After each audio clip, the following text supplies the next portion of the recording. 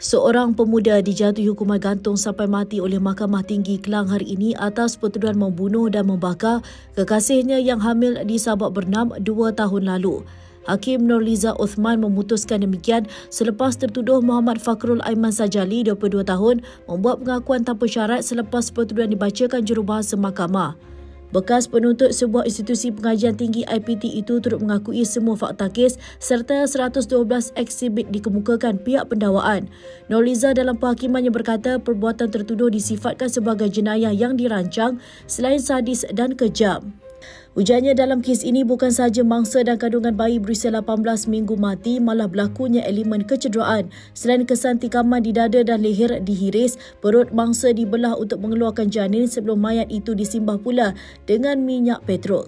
Tambah beliau perbuatan tertuduh yang berpelajaran tinggi tidak dapat diterima dan hanya satu hukuman iaitu gantung di leher sehingga mati. Mengikut pertuduhan, Muhammad Fakrul Aiman didakwa melakukan kesalahan bunuh terhadap seorang wanita berusia 21 tahun.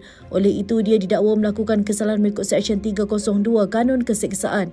Terdahulu, Timbalan Perdana Raya Nurul Ashikin Zulkifli dalam hujannya berkata, kesalahan itu amat serius kerana melibatkan nyawa manusia apatah lagi mangsa yang hamil ketika kejadian.